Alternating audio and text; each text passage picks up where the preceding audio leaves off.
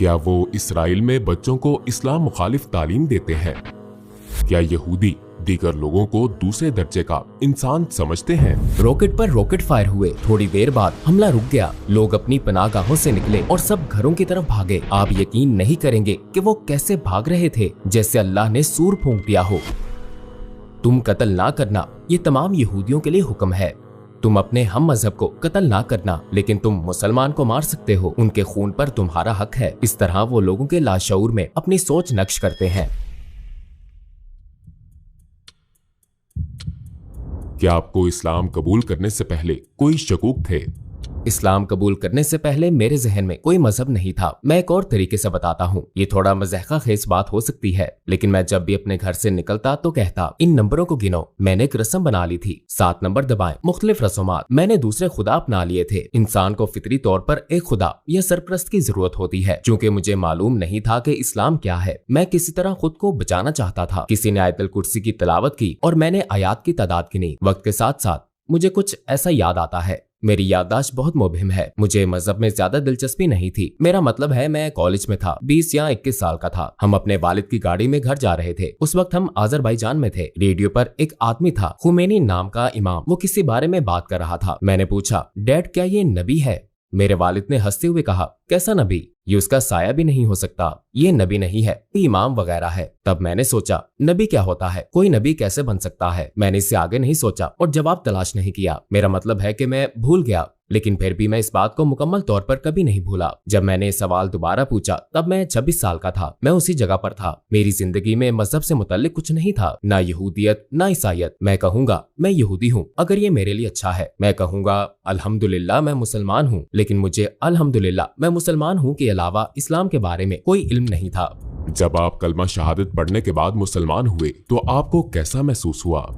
अस्सलामुअलैकुम भाइयों और बहनों, हमने देखा है कि हमारे 80% नाज़रीन बाशुमूल इस वीडियो के ने हमारे चैनल को सब्सक्राइब नहीं किया है। जैसा कि आप जानते हैं, हम एक गैर मुनाफा बख्श तंजीम है और हमने अपनी वीडियोस पर एड्स बंद रखी हैं। लिहाजा हम सिर्फ इसलिए कह रहे हैं ताकि सच्चाई को फैलाया जाए। ये एक छोटा सा अमल लग सकता है, लेकिन इंशाअल्लाह ये बहुत से लोगों के लिए रहनुमाई का जरिया होगा। आइए अब सब्सक्राइब बटन पर क्लिक करें और एक साथ चलें अब्दियत की तरफ। जब आप कलमा शहादत पढ़ने के बाद मुसलमान हुए तो आपको कैसा महसूस हुआ?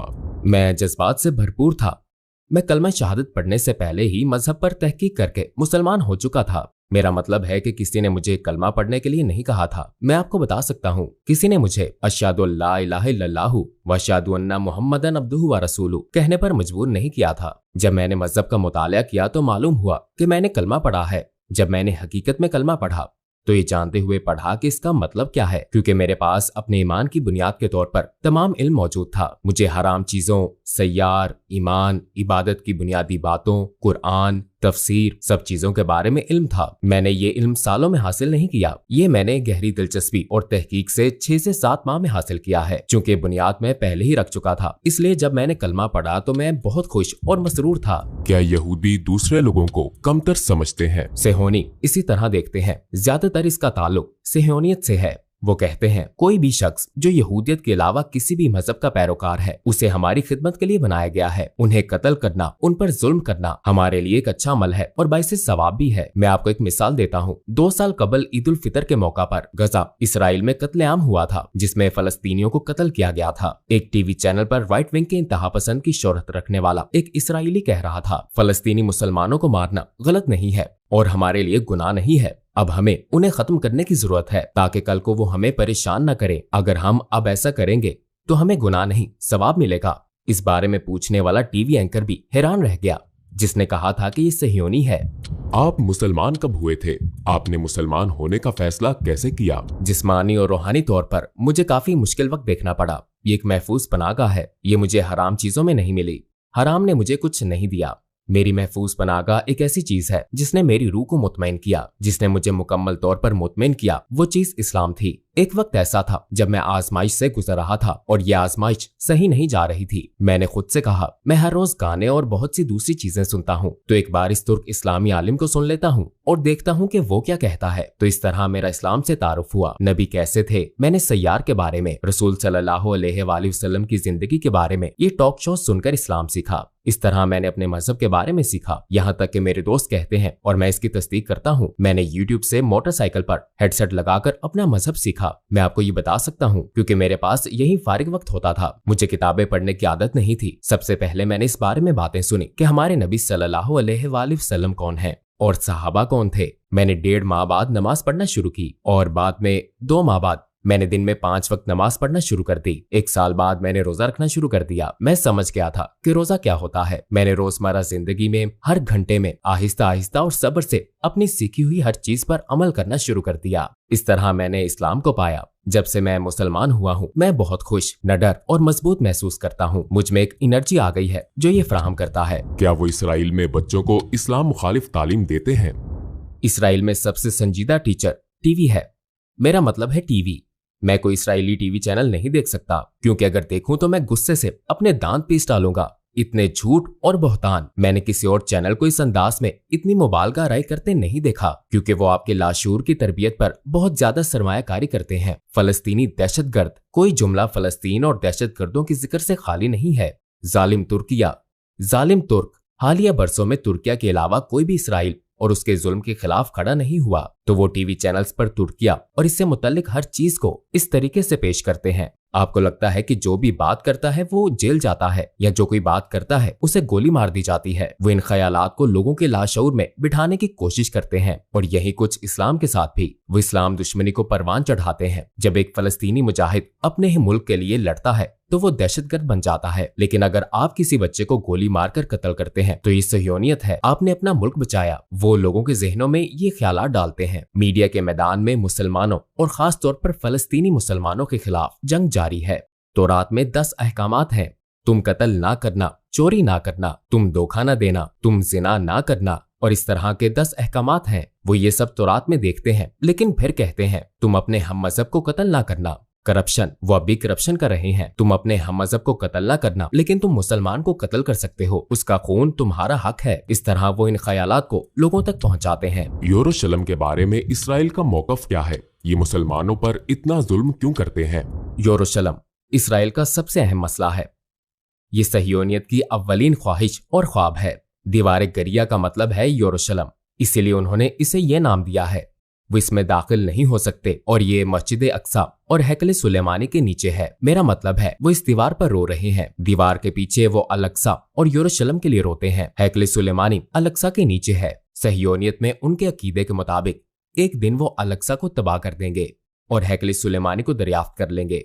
और हैकल सुलेमानी के बिल्कुल सामने एक पहाड़ पर यहूदियों का कब्रिस्तान है। यहूदी लोग इसी कब्रिस्तान से दोबारा जिंदा होंगे और हैकल सुलेमानी पहुंचेंगे और यहाँ जमीन पर जन्नत में रहेंगे और सहयोनियत दुनिया पर हुक्मरानी करेगी। ये उनका ख्वाब और उनकी ख्वाहिश है और उसे पूरा करने के लिए यरूशलेम अहम है। जब वो यरूशलेम पर हमला करते हैं, जो वो हर रोज करते हैं, अल-अक्सा यरूशलेम मुकम्मल तौर पर इंशाअल्लाह ऐसा कभी नहीं होगा। अगर वो अल-अक्सा को गिरा देते हैं तो इस बात की निशानी होगी कि वो दुनिया पर हुकूमत करते हैं और वो हैकल सुलेमानी भी बनाएंगे। इसीलिए यरूशलेम उनके लिए वाकई अहम है। यरूशलेम वो जगह है जहाँ से उनकी फतह शुरू होगी। मैं जानता हूँ कि आपको इसराइल में इस्लाम पर अमल करने में मुश्किलात का सामना करना पड़ा, फिर आप तुर्किया चले गए। आपने तुर्किया में कैसे एडजस्ट किया? क्या आप यहाँ बतौर मुसलमान रहने में आसानी महसूस करते हैं? जब मैं कहता हूँ कि मैंने अपना मजहब यूट्यूब से सीखा है तो मेरा मतलब होता है उन स्कॉलर से जो यूट्यूब पर मेरे लिए काबिल भरोसा हैं, मोतबर जराए से। जब मुझे असर अल सादा, आयशा रजी अल्लाह अन्हा, खतीजा रजी अल्लाह अन्हा और दीगर सहाबा रजी अल्लाह अन्हुम के बारे में मालूम हुआ तो उनके बारे में जानने के बाद मैं तुर्किया में इस्लाम के बहुत आला मेयार की तोको कर रहा था। जब मैं यहाँ आया तो मुझे बिलाशुबा एक धचका लगा। मैं ये ऐसे शख्स के तौर पर कह रहा हूँ जो इसराइल में रहा है। मैंने अपने आप से कहा ये लोग सारे नहीं, इनमें से कुछ। इनमें और यहूदियों में क्या फर्क है? मेरा मतलब है ठीक है अजान तो होती है, मैं भी सुनता हूँ, मगर मस्जिदें खाली हैं। मैं सड़कों पर चलता हूँ तो देखता हूँ कि कैफे भरे हुए हैं, इसराइल की तरह। बार्स भरे हुए हैं, बिल्कुल इसराइल की तरह। मैंने मवासना किया है। बहुत सी चीजें हैं जो मुझे पसंद हैं, जिन पर मैं कहता हूँ अल्हम्दुलिल्लाह। आपकी बहुत सी फाउंडेशंस और इदारे हैं जो लोगों को अल्लाह और उसके जिक्र की तरफ बुलाते हैं। ये नेमत है। इसराइल में एक भी ऐसा इदारा नहीं है। एक मजहब, एक जैसी रवायात और रस्म और रवाज वाले लोगों के साथ रहना बहुत अच्छा लगता है। मुझे यहाँ कोई अजनबियत महसूस नहीं होती। मुझे जबान सीखने में कोई मुश्किल पेश नहीं आई। हम बचपन से ही तुर्क टीवी देख रहे हैं। लेकिन कुछ चीजों ने मुझे मायूस किया और कुछ चीजों ने मुझे सुकून दिया है। दुख होता है जब लोग मेरी नमाज का मजाक उड़ाते हैं। ये देखकर तकलीफ होती है कि लोगों को नमाज पढ़ने में मुश्किल का सामना करना पड़ता है। जब मैं इसराइल में नमाज पढ़ता था तो मेरे कोलीग कहते थे, आप अपनी नमाज अदा करें, पैकेज दूसरे लोग डिलीवर कर देंगे, अपनी नमाज ना छोड़ें। लेकिन यहाँ लोग कहते हैं, तुम बहुत लंबी नमाज पढ़ते हो, बहुत हो गया। और लोग कहते हैं, मैं मुसलमान हूँ लेकिन मसाजिद को बंद करते हैं, इन इदारों को बंद करते हैं, इन मदारिस को बंद करते हैं। तुम कौन हो? मैं मुसलमान हूँ। यहूदी भी ऐसी बातें नहीं करते, वो कैसे कर सकते हैं? मेरी समझ से बाहर है, इसलिए मुझे धचका लगा था। खत्म करने से पहले क्या आप मजीद कुछ कहना चाहते हैं? मैं ये कहना चाहता हूँ कि अगर हमने कुरान और सुन्नत को ना थामा तो हम झूठी किताबों के पीछे लग जाएंगे, हम सच्चे रास्ते से भटक जाएंगे। अगर हमें सच्चा रास्ता मिल गया तो इंशाअल्लाह हम निजात पा लेंगे। टूवर्ड्स इटर्निटी में आपके आने से हमें बहुत खुशी हुई। हमें खुशी है कि आपने सवालों के जवाब सच्चाई और ईमानदारी से दिए। आपने जो कुछ हमें बताया आपका इखलास है। हमें यहाँ टूवर्ड्स इटर्निटी में आपके साथ वीडियो शूट करके खुशी हुई है। अल्लाह आप पर करम फरमाए। मैं भी बहुत खुश हूँ। अल्लाह आप सब पर रहमत फरमाए और अल्लाह आपके काम में बरकत डाले। अस्सलाम वालेकुम।